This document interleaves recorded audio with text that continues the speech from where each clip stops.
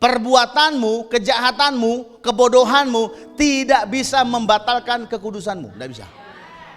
Yang bisa batalkan kekudusan kita kalau dia berhenti jadi Tuhan. Jadi Tuhan mau, ingat, pakai Injil itu, sehingga setiap kali iblis mulai menghitung dosamu, bilang, Tuhan ku aja lupa, kau sok-sok ingat. Bilang, Tuhan, ayo lebih meriah lagi. Promised Land, Rosedale, sorakan haleluya. Ayo sama-sama sorakan dengan kuat, haleluya. Segala hormat kemuliaan hanya bagi nama Tuhan Yesus. Katakan amin. Lihat kiri kanan, katakan, Bapa mengasihimu, Bapa memberkatimu.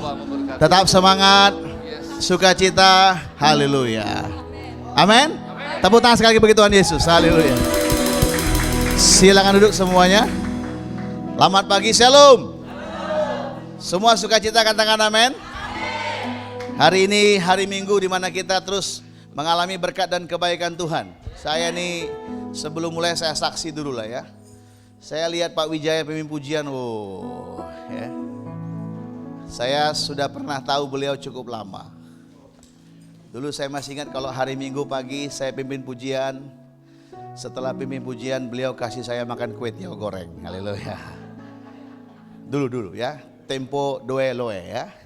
Nggak usah kita bahas. Saya senang sekali eksis beliau dalam Tuhan. Dan saya percaya semua kita juga semangat. Amin. Anak-anak muda, kami juga yang masih muda ini, kami melewati juga banyak perjalanan. Jangan menyerah, ada masa depan bersama dengan Tuhan. Baik, mari kita sama-sama buka firman Tuhan dari Yohanes pasal yang ke-13 ayat 4 dan 5. Saya ajak kita buka Alkitab kita dan kita baca sama-sama. Yohanes pasal 13, saya tunggu. Ini memang sengaja setting rendah ya? Atau belum setting ini? Enggak, oke, saya tanya aja. Oke. Oh, tunggu, oke. Ya. Kayaknya kita perlu mimbar baru nih, haleluya. Coba saya desain yang kaca yang bagus nanti ya. Kita pasang sini cantik lah ya. Saya desain aja. Nanti suruh Pak Wijaya yang buat, yang bayar ya. Bapak Ibu.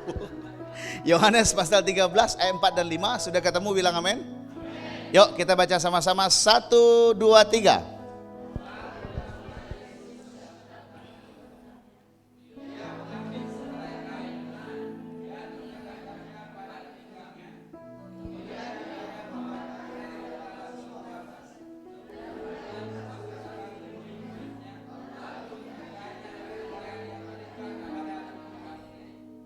Bilang amin.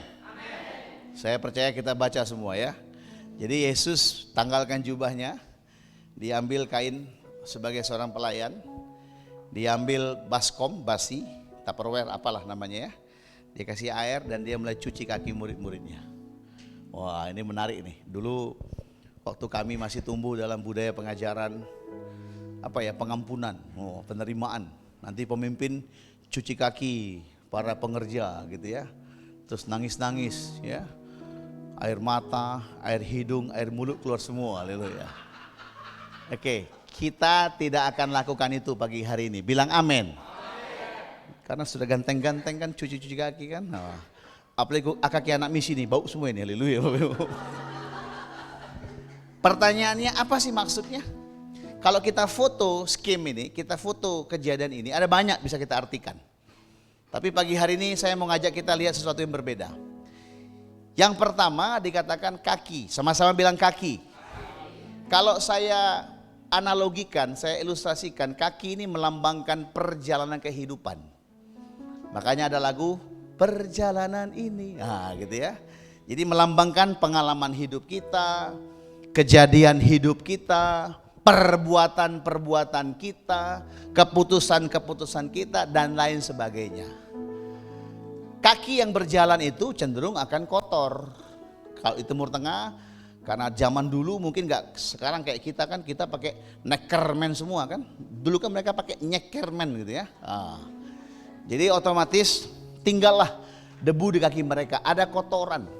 Tanpa sadar dalam perjalanan hidup kita, dalam sejarah hidup kita, ada banyak kotoran-kotoran yang menempel dalam catatan hidup kita.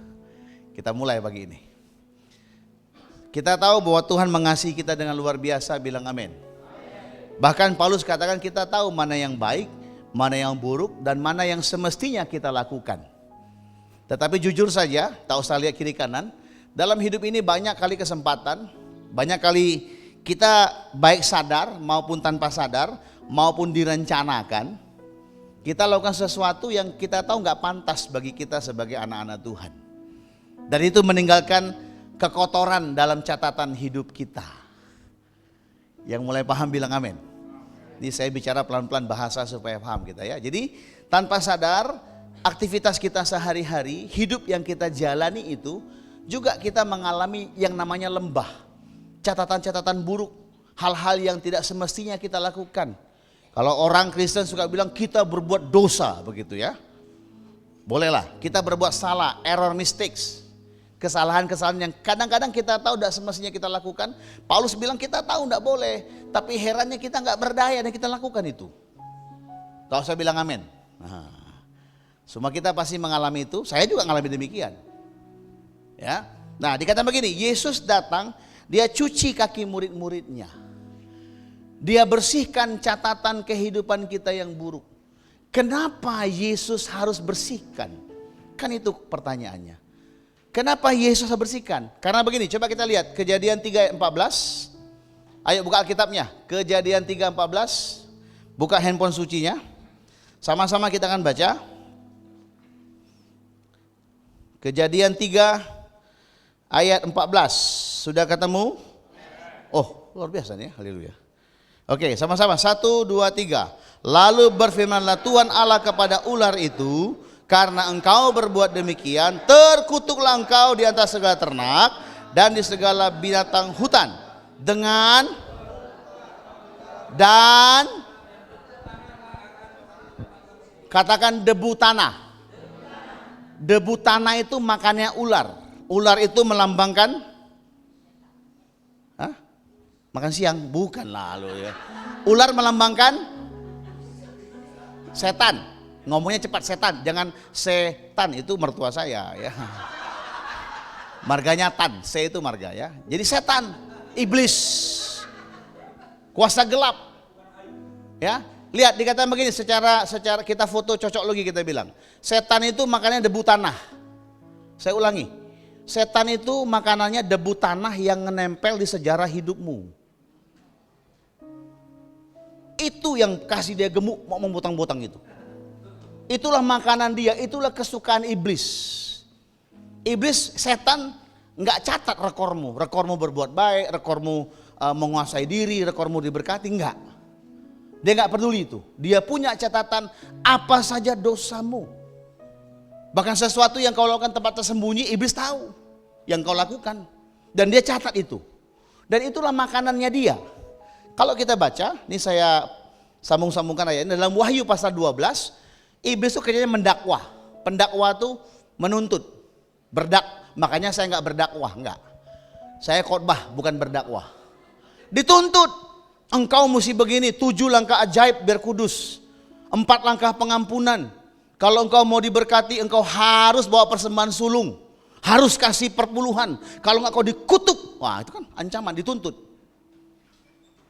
Iblis, mohon maaf, bukan berarti yang ngomong iblis, enggak. Maksudnya gini, iblis menggunakan kelemahan, kesalahan, catatan-catatan buruk hidup kita untuk mulai mengintimidasi kita. Dia dakwah kita. Dia tuntut kita. Waktu kita lagi diam, tiba-tiba muncul pikiran aneh. Dan iblis bilang, kau kelihatannya bagus di depan Pak Pendeta, tapi kau kan tukang tipu. Wah. Kau ingat enggak keluarga yang kau tipu itu? Kau bilang gak untung, padahal untungnya banyak. Sini gak ada, bilang amin. Gak ada yang ketahuan ya. Kau bilang kau berdoa, bangun pagi, bangunnya kau pagi untuk kencing, habisnya kau tidur lagi. Ditanya Pak Saud, sudah berdoa pagi ini? Sudah Pak, sudah Pak. Dan waktu Pak Saud pergi, lagi siang duduk makan, tiba-tiba iblis bilang, bohong nih ye. Jadi iblis makanannya debu. Iblis itu kesukaannya adalah setiap error mistake, perbuatan salah kita, ketidakberdayaan kita. Dan dia tuntut itu. Dia tuntut kita. Tuhan kan dia katanya anak Tuhan, tapi dia begini, begitu, dan lain sebagainya. Makanya Yesus bersihkan kaki kita. Bilang amin. Salah satu selengkap senjata Allah Di Efesus pasal 6 ayat 15, berkasutkan kerelaan untuk, ayo, berkasutkan kerelaan untuk memberitakan. Kalau bahasa yang lain begini, kenakan kebenaran Injil itu sebagai landasan kakimu. Bilang amin dulu. Setiap kali engkau dituduh iblis dengan kesalahanmu, yang pasti benar, dia tahu itu. Pakai Injil, bilang enggak, aku udah ditebus, aku udah dibenarkan, aku tahu aku lemah tapi Tuhanku perkasa dan aku pasti perkasa pada masanya. Bilang amin.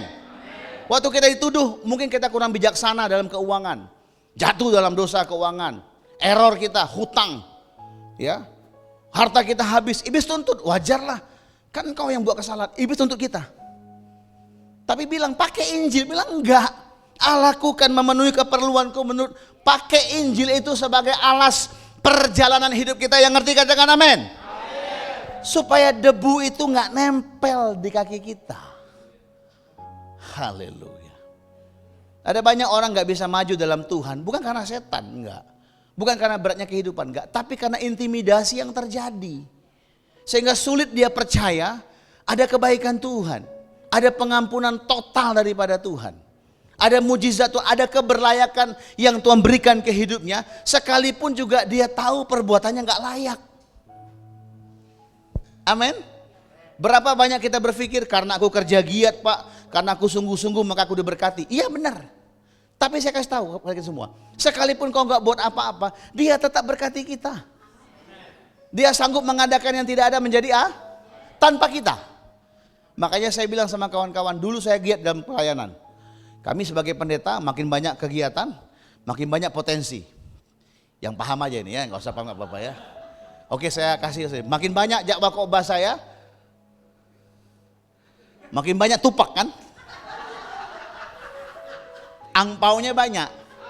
Hidup jemaat yang kukhotbahkan diubahkan Tuhan. Wah, hidupku pun berubah. Paham? Nggak paham ya? Oke. Ngeri kali. Ya, paham ya? Tapi saya bilang sama kau ini, sekarang saya berubah. Saya mau dak ngapa-ngapain, tapi Tuhan berkati saya dengan luar biasa. Mana boleh Pak? Firman Tuhan berkata, biarlah yang bekerja dia mah. Kan bukan kaya kan? Ku bilang enggak. Aku enggak mau bikin apa-apa, enggak mau khotbah ini karena Bang Nando aja. Saya di khotbah saya enggak tahu. Saya enggak mau khotbah, tapi saya mesti jadi orang kaya. Agak berat percaya memang Bapak Ibu ya. Orang bilang apa? Mimpi kali ye, benar. Saya tanya dari mana mulainya Yusuf? Sekolah training BTC. Sekolah teologia. Kampus Gajah Mada, kampus Gajah Bengkak. No. Dari mana? Penipunya dia. Bagaimana diubahkan Tuhan si penipu itu? Siapa nama penipu itu namanya? Jadi kalau kau penipu memang kau dari dia asalnya. Enggak bilang penipu dari mimbar, Pak. Oke, tukang olah. Harus sama itu. Diberkati Tuhan enggak dia? Tukang penipu itu. Siapa namanya tuh? Si Yakub, orang Batak bilang, si Yakub. Diberkati bukan karena penipuan dia. Bukan karena kelakuan dia enggak, tapi karena Tuhan kasih Tuhan yang hebat bagi dia. Saya tanya, apakah seumur hidup Yakub dia adalah penipu? Enggak. Diubahkan Tuhan. Wah, saya bilang Tuhan, kalau gitu aku mulai Tuhan. Hari ini aku set pikiranku, aku jadi sehat, jadi kaya, diberkati, jadi berkat, bukan karena usahaku. Aku robah Tuhan, sekarang usahaku adalah menyalurkan berkat Tuhan bagi banyak orang. Kok nggak amin? Saya suka bilang sama kawan-kawan, tidak punya uang, aku tidak punya uang banyak.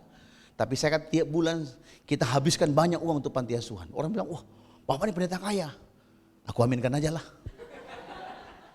Karena kan aku tahu tidak punya duit. Paham maksudnya? Tapi aku tahu cara Tuhan bekerja dengan dahsyat. Jadi ingat, pakai Injil itu. Katakan, aku pakai Injil sebagai alas kaki perjalanan hidupku. Oh, lihat kiri kanan. Serius ya, bilang serius ya. Amin. Kita lanjut, kita baca lagi berikutnya. Kejadian, maaf ya. Oke. Yohanes pasal 2, kita buka sama-sama. ayat 6 dan 10. Saya ajak kita baca ini. Kita akan lihat bagaimana korelasi daripada firman yang kita dengar pagi hari ini. Yohanes pasal yang kedua, saya ajak kita buka sama-sama. Ayat yang ke-6 sampai 10. Ya, ini peristiwa di Kana, ya. Kita baca ayat 6 sama-sama, 1 2 3. Di situ ada tempayan untuk pembasuhan menurut ada orang Yahudi masing-masing. Yesus berkata kepada pelayan itu, penuh dengan air, dan 8. Lalu kata Yesus kepada mereka, sekarang cedoklah dan bawalah kepada pemimpin pesta. Lalu mereka pun membawanya. Setelah pemimpin pesta itu mengecap air yang telah menjadi anggur itu, dan ia tidak tahu dari mana datangnya, tetapi pelayan-pelayan yang mencedok air itu mengetahuinya. Ia memanggil mempelai laki 10 dan berkata kepadanya, dan sesudah orang puas minum barulah akan tetapi. Oke, tadi pertama Yesus membersihkan kaki kita. Katakan sama-sama, Tuhan Yesus mencuci kakiku. Kakiku adalah kesaksian hidupku. Supaya debu, catatan kotor hidupku tidak dipakai iblis untuk menuduh aku, untuk mengintimidasi aku. Tapi firman Tuhan, yaitu Injilnya, menguduskan hidupku. Yang percaya bilang amin. Tepuk tangan yang meriah bagi dia. Nah, sekarang kita lihat, kita foto ini, kita foto tadi Yohanes 13 dan kejadian tadi dengan peristiwa kejadian di Yohanes pasal 2, perjamuan kawin di Kana. Kata kuncinya adalah ayat yang ke-6. Lihat, di situ ada tempayan yang disediakan untuk nah, ini menarik. Ternyata dalam budaya Yahudi itu ada budaya pembasuhan, pentahiran. Kalau kita coba foto kata budaya pembasuhan ini, kita lihat secara budaya, teologi budaya orang Yahudi, maka itu mengarah kepada peristiwa Bilangan 19 ayat 1 sampai 5 dan 9. Kita buka biar kita tahu, yuk sama-sama. Bilangan pasal 19. Mari kita travel ke perjanjian lama. Bilangan pasal 19. Saya tunggu Bapak Ibu, ayat yang ke-1 sampai 5 kita akan baca. Habis itu baru kita lompat ke ayat yang ke-9. Sudah ketemu, bilang amin. Yuk, Tuhan berfirman kepada Musa dan Harun, ayat 2 sama-sama. 1 2 3. Inilah, katakanlah kepada orang Israel supaya mereka membawa kepadamu seekor lembu betina merah yang tidak bercacat celah, yang tidak ada cacatnya dan belum pernah kena kuk. 3. Dan haruslah kamu memberikannya kepada Imam Eleazar. Maka lembu itu harus dibawa keluar tempat perkemahan, lalu disembelih di depan imam. Kemudian Imam Eleazar harus mengambil dengan jarinya sedikit dari darah lembu itu, lalu haruslah ia memercikkan sedikit ke arah sebelah depan kemah pertemuan sampai 7 kali. 5. Sesudah itu kulitnya, dagingnya dan darahnya harus dibakar habis. Kata kunci yang pertama itu red heifer, lembu betina merah, lembu warna merah, sapi merah. Sekarang lagi ternakan untuk peresmian bait suci yang ketiga, pemulihan bait suci Salomo yang akan mereka bangun. Ini bakar rame. Tapi kata kuncinya lihat ayat 5 dikatakan dibakar habis. Jadi abu. Hasil pembakaran terakhir yang gak bisa lagi dibakar namanya abu, kecuali Abu Bakar. Haleluya. Oke. Yuk kita baca 9 sama-sama. Ayat 9, 1 2 3. Maka seseorang yang tahir dan menaruhnya pada suatu tempat yang tahir di luar tempat perkemahan, supaya untuk membuat ini air abu namanya, air suci, air zam-zam, air apa lagi?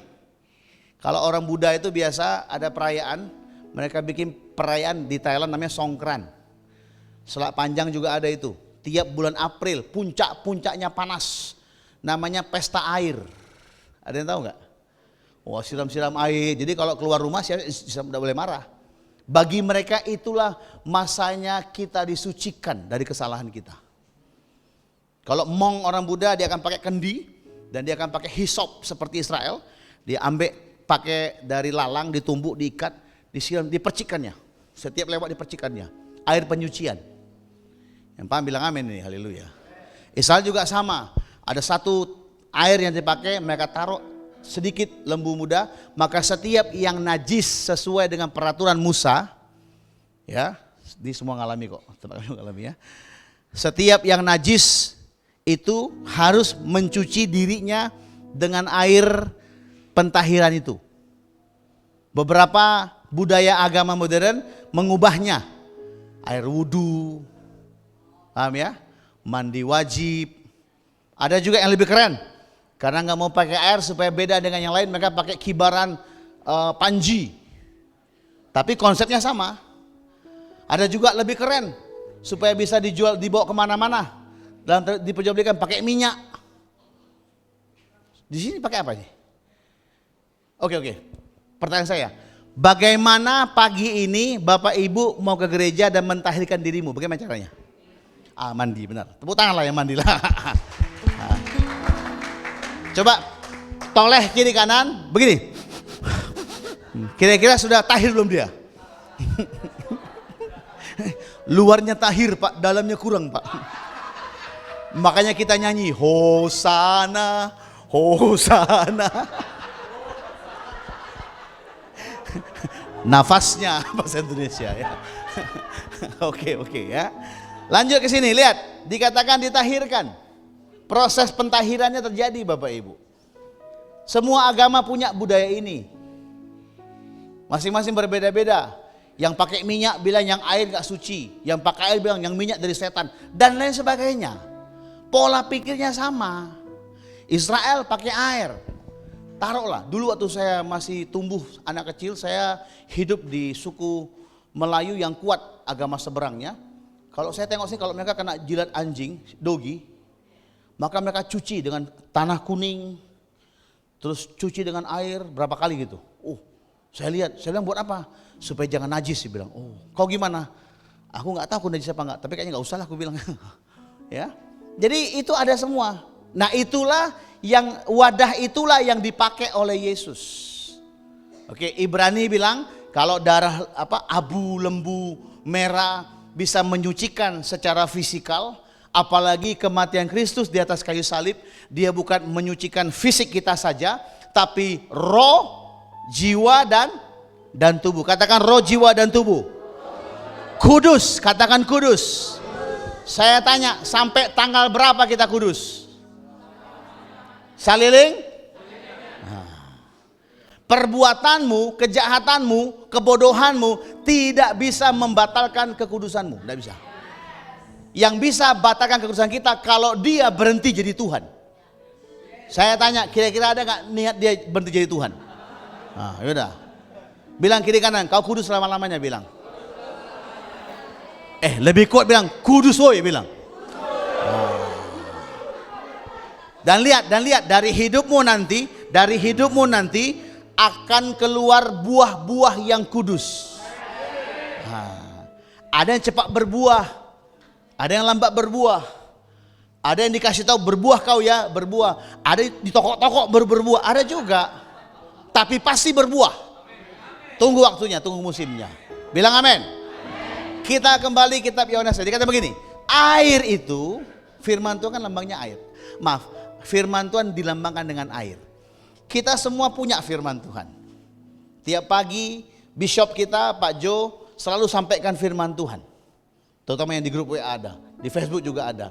Firman dibagikan. Pertanyaan saya, apakah khotbah yang disampaikan, firman yang dikhotbahkan itu berlaku sama pengaruhnya untuk kita semua? Enggak. Ada yang sekedar dengar, ada yang terpaksa dengar. Karena apa? Kalau enggak jam 9 Pak Saud duduk bilang, sudah tahu apa firman Tuhan ini? Kalau enggak kita tahu, terpaksa kita mengalami padang gurun, yaitu puasa. Ya, apa aja alasannya? Tiap minggu ke gereja, tiap hari kita dengar YouTube mungkin, dan lain sebagainya. Pertanyaannya, semua kita punya kesempatan yang sama ketemu dengan air. Tapi dengar baik-baik. Sampai air itu berubah menjadi anggur, barulah air itu berguna untuk pesta itu. Sampai firman Tuhan itu menjadi sesuatu yang hidup bagimu, menjadi rema bagimu, menjadi sesuatu yang berbicara kepada dirimu, baru engkau akan lihat proses pensucian itu Tuhan kerjakan dengan ajaib bagi hidupmu. Kalau enggak, kau jatuh bangun lagi. Makanya lagunya apa? Jatuh bangun aku. Amin. Engkau bisa baca firman, Kejadian sampai Wahyu, tapi tanpa dia menjadi rema bagimu, yang terjadi hanya kewajiban. Ngantuk, berantem, yang agak pintar sok-sokan, beradu firman Tuhan. Firman adalah pedang-pedangan mereka. Saya banyak lihat demikian. Tetapi waktu firman itu jadi rema, mungkin bagi orang wajar lah Pak. Kita ada kegiatan, ada kerja, maka kita dapat kesempatan untuk menikmati berkat. Wajar kan? Tapi bagi saya remanya begini. Waktu saya masuk Batam tahun 2001 dulu, firmannya dari Matius pasal yang ke-6. Yang tidak bekerja Tuhan kasih makan. Rema sekali itu. Saya pikir dulu dengan background saya dari kampus yang ada gajahnya itu. Kampus apa itu? Nah, udahlah, nggak usah ngomong. Wah, akan mudah bagi saya cari pekerjaan. Ternyata enggak. Saya dulu berpikir kalau saya nggak kerja saya nggak makan. Tuhan ubah. Tuhan bilang aku kasih kau makan supaya kau kerja. Tuhan bilang. Firman itu rema. Di Sukajadi saya masih ingat. Di perumahan Sukajadi kami nompang hidup di sana. Saya nompang tinggal di sana. Bayangkan tiap hari orang pakai mobil, saya jalan kaki keluar dari Sukajadi. Ya. Saya baca, rema. Itu merubah hati saya. Dan dalam waktu 1 minggu kemudian saya bekerja tanpa pernah dilihat ijazah saya. Karena Tuhan kasih saya makan. Nah sekarang saya jadi pendeta, saya berhenti dari semua kegiatan. Saya kembali ke rumah, firman yang sama Tuhan munculkan. Dengar baik-baik, aku mulai dengan kasih kau makan supaya kau berkegiatan. Jangan kau pikir karena kau berkegiatan kau bisa makan. No, tetap sama. Aku kasih kau makan, ku kasih kau berkat, ku kasih kau kesempatan, koneksi, kekayaan, semua yang hebat ku kasih supaya kau berkegiatan, jadi berkat bagi banyak orang. Yang paham bilang amin. Tepuk tangan bagi Tuhan sama-sama dong. Firman itu perlu menjadi rema, logos itu perlu menjadi rema. Kalau enggak ya sekedar logos saja. Kita tahu saja. Oh tahu kok Pak, jangan membunuh. Saya tahu Pak, yang Pak Joko Khotbah saya sudah tahu Pak. Coba diklik. Oh belum ya. Oke. Jadi firman itu jadi rema. Barulah dia mengubah hidup kita. Barulah kita berani percaya diri mengatakan kepada setan, enggak, aku tahu Tuhan bela aku. Aku tahu Tuhan tolong aku. Kalau tidak Bapak Ibu, tiap hari kita diganggu dia, diintimidasi dia. Dan setan itu sangat hafal kesalahan kita. Padahal Tuhan bilang apa? Sejauh timur dari barat kau membuatku. Kau ingat lagi kesalahanku. Tuhan aja satu-satunya Tuhan jadi kurang nilainya, pelupa dia terhadap dosa kita. Tapi banyak sayang hamba Tuhan saling ingat dosanya. Tahu saling kiri kanan, diam aja. Kita paling gampang ingat kesalahan orang, benar nggak? Lebih gampang kita puji orang atau lebih gampang kita lihat kesalahan orang? Tidak usah ngomong. Secara natural kita suka lihat orang jatuh. Kalau orang naik kita bilang, main dia itu, ayah koneksinya, tipu dia. Sulit kita bilang begini, hebat kau itu ya, luar biasa. Ayo kita belajar sama dia. Jarang Bapak Ibu. Bahkan kami di grup kami misi juga sama. Pak nggak bisa Pak, dia penipu. Mantap dia, bisa dia tipu pendeta, jago dia. Kau tak bisa kau tipu. Habis. Amin. Artinya saya bukan bilang kita iblis, enggak. Tapi kejatuhan manusia dalam dosa secara lahiriah lebih mudah bagi kita untuk lihat kelemahan orang daripada keunggulan orang. Sehingga kita suka iri. Kalau Bapak ini maju, jago dia khotbah, banyak dia duitnya, kurapati dia. Minimal kan ngucur minimal kan. Paling enggak belajar Pak, kayak mana caranya Pak? Apa kuncinya Pak? Mulailah sok-sokan dia khotbah kan, sok-sokan dia khotbah. Tidak apa-apa, belajar kita. Dan kita semangat untuk membangun hidup kita, bukan sirik kepada yang lain. Yang ngerti bilang amin lah. Jadi Tuhan mau, ingat, pakai Injil itu, sehingga setiap kali iblis mulai menghitung dosamu, bilang, Tuhan ku aja lupa, kau sok-sok ingat, bilang. Amin. Makanya kita jangan suka ingat dosa sesama manusia. Lihat kiri kanan, bilang, kuampuni kau, bilang, kuampuni kau. Kuampuni kau, bilang. Janji kau ngajak makan gak jadi kan, kuampuni kau, bilang. Kuampuni kau, ya. Kau bilang kau mau kasih aku berkat, tak kau kasih, kuampuni kau, bilang. Agak kuat ampuninya. Haleluya, haleluya.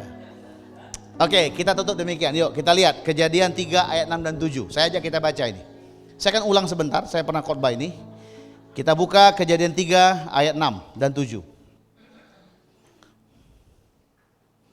Kejadian pasal 3 ayat 6 dan 7. Mari sama-sama kita lihat. Lihat perbedaannya. Tanpa sadar inilah khotbah yang kita dengar tiap hari Minggu. 2 macam khotbah yang kita dengar dimanapun juga, ini macamnya. Yang pertama lo sama-sama lihat ayat ke-6. 1, 2, 3. Perempuan itu melihat. Stop. Khotbahnya baik, menarik Pak. Menarik. Ada joke-nya, ada ilustrasinya, ada multimedianya. Terus lagi pula, stop. Aku jadi ngerti sekarang Pak. Keren kan? Ini keren nih khotbahnya. Dan ini bagus sekali. Lanjut lagi. Lalu ia dan dimakannya. Ayat 7 kita baca pelan-pelan kuat-kuat. 1, 2, 3. Maka terbukalah mata mereka berdua dan mereka tahu.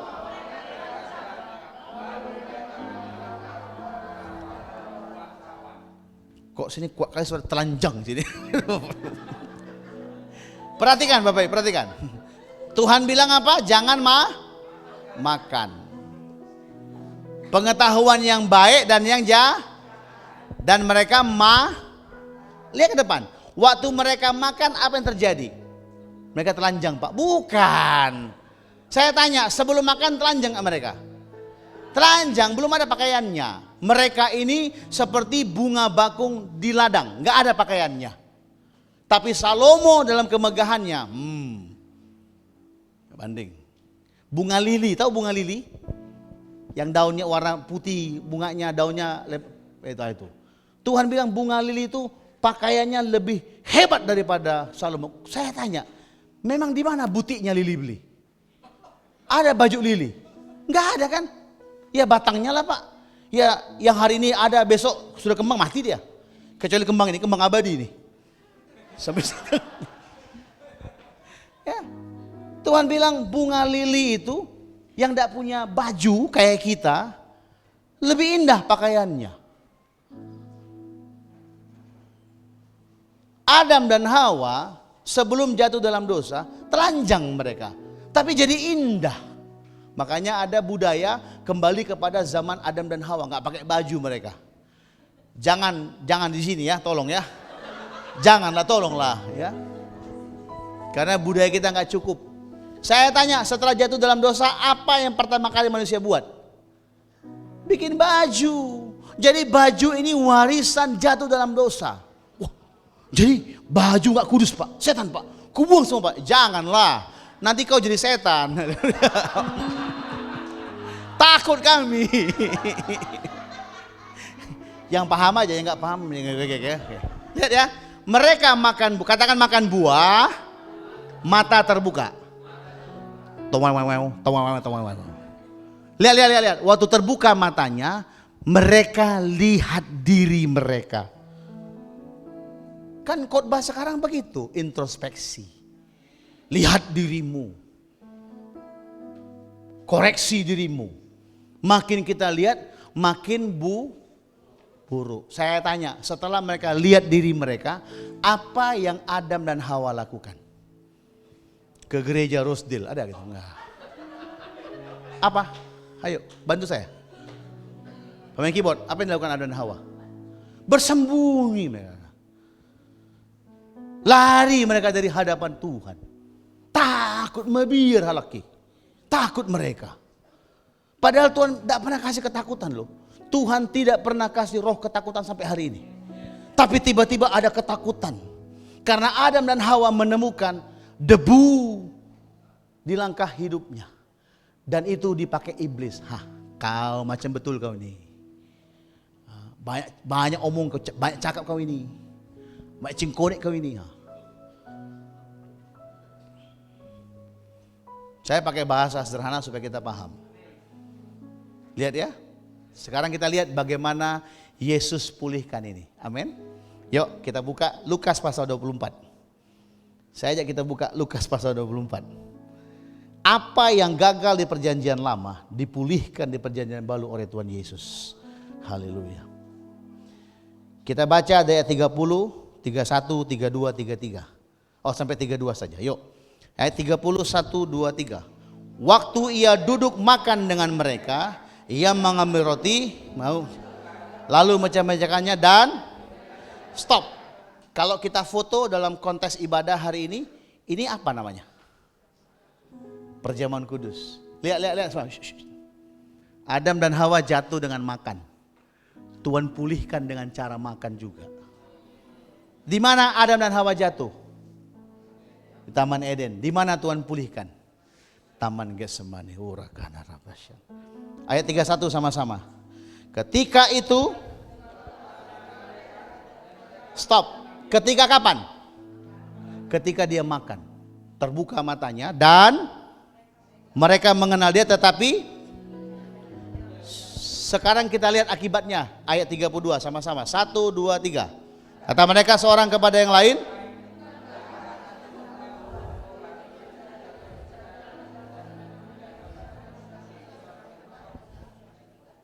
Saya ulangi foto, lihat. Adam dan Hawa dari kemuliaan, dari kemuliaan. Makan, gagal, lihat diri mereka jauh daripada Tuhan. Posisi dosa. Lihat dua orang yang ke Emmaus, disuruh Tuhan tinggal di Yerusalem, malah lari, berontak dari posisi dosa, berdosa mereka.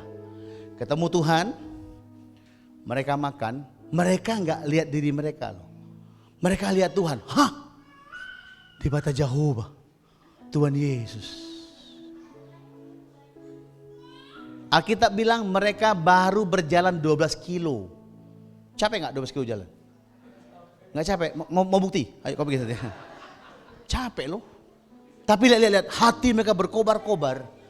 Mereka nggak istirahat, ngopi di Morning Bakery, makan bakutek di Mitra Rai. Kok aku sebutkan semua ya oleh ya? Enggak. Malam itu juga 12 kilo mereka jalan, langsung balik mereka ke Yerusalem. Berkobar-kobar. Bahasa kerennya on fire mereka. Balik. Sama-sama makan. Yang satu makan lihat dirinya terintimidasi. Yang satu makan lihat Tuhan, hatinya dipulihkan. Itu yang Tuhan mau untuk kita semua. Hari ini klik terakhir slide-nya, coba klik. Firman Rema itu adalah air pentahiran, penyucian yang membersihkan hidup manusia. Dua macam khotbah kita dengar. Khotbah itu bisa menuduh kita berdakwah, atau khotbah itu membuat mata kita terbuka akan Tuhan.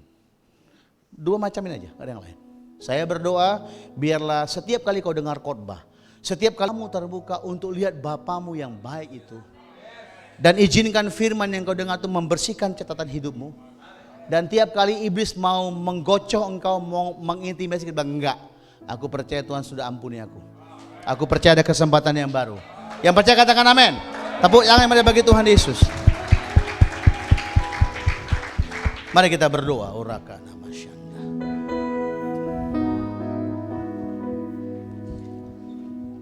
Terima kasih Tuhan Yesus. Terima kasih Tuhan. Pejamkan mata sejenak Bapak kasih Tuhan. Ingat, ada Bapa yang mengasihi engkau. Kalau engkau bilang, Pak, jahat kali perbuatanku Pak. Pak, rusak kali hidupku Pak. Hari ini firman-Nya berkata, Dia mengasihi engkau. Dia hapus segala kesalahan dosa. Dia lupakan itu semua. Dan Dia berikan kabar baiknya. Injilnya, Yesusnya bagi dirimu. Supaya engkau kenakan itu sebagai alas kakimu untuk mengarungi perjalanan hidupmu di hari-hari ke depan. Kalau sampai hari ini ada sesuatu memori ingatan yang seringkali mengintimidasi engkau, mungkin karena kesalahanmu, mungkin karena perbuatan orang terhadap dirimu, mungkin karena peristiwa tragis yang kau alami, mungkin karena masa kecil yang bersama orang tua yang tidak hebat. Dengar baik-baik, hari ini mulai kembali bersama dengan Tuhan. Bilang, Tuhan Yesus, aku percaya Engkaulah Bapakku, Engkaulah yang pulihkan aku. Rabakana masyad. Masing-masing berdoa, masing-masing berdoa. Ambil waktu berdoa kepada Dia. Rabalakana masyad. Pejamkan saja matamu, gak usah lihat kiri kanan, dan bilang, Tuhan, aku percaya Kau bersihkan hidupku dengan firman-Mu.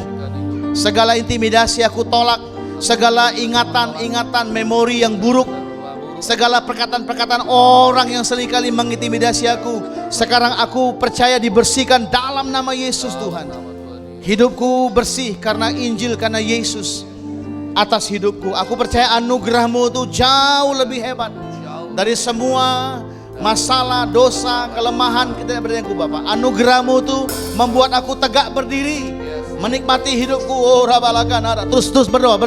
Rebalakana ralabalarala masanda. Shena ralabalabaya ralalarala masanda. Rabalabatakara lamurabalabaya namasaro. Haleluya. Ya ralamurabalamasande. Ya ralamurabalabaya namasanda. Yesus, firman-Mu berkata, ya Bapa, firman-Mu berkata Kau besertaku, maka kuat roh dan jiwaku.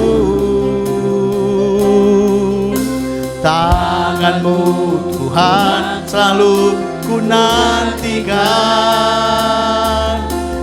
Di setiap langkahku percaya, dengan sayap-Mu Rabalagana Masande akan terbang tinggi di tengah badai hidup. Ku tak menyerah, Kau kekuatan dan perlindungan bagiku. Pertolongan-Mu Yesus, pertolongan-Mu. Kami percaya. Mari kita angkat tangan kita sama-sama.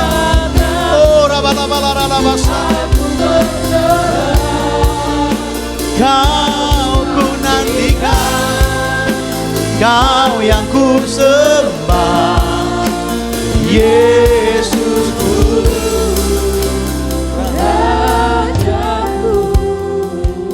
Tahukah Bapak Ibu bagaimana besarnya kasih Tuhan kepada kita?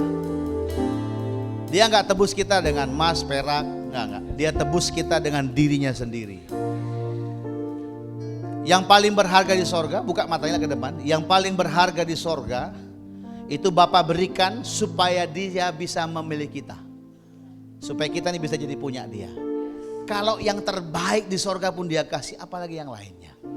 Mulai hari ini nggak baik-baik, kalau ada intimidasi bilang enggak dalam nama Yesus. Mari saya ajak kita taruh tangan kita di kepala kita masing-masing. Haleluya. Tindakan profetik, tindakan iman. Sekarang dalam nama Yesus. Dalam nama Tuhan Yesus. Ayo sama-sama saya katakan dalam nama Yesus. Dalam nama Tuhan Yesus. Segala pikiran, ingatan yang membuat aku tertuduh, yang mengintimidasi aku, yang melemahkan aku bersihkan dalam nama Yesus. Darah Yesus. Darah Yesus. Pengalaman-pengalaman buruk, peristiwa-peristiwa buruk, rekaman-rekaman kejadian buruk yang ada di pikiranku, sekarang aku perintahkan dalam nama Yesus, keluar. Bersihkan pikiranku ya Aba, dalam nama Yesus. Penuhi pikiranku ya Aba dengan pribadi-Mu saja. Aku percaya nasibku telah berubah, masa depanku luar biasa. Aku kuat, aku sehat, aku diberkati, aku luar biasa karena Tuhan Yesus yang mengasihi aku. Aku percaya dalam nama Yesus. Yang percaya sama-sama katakan amin.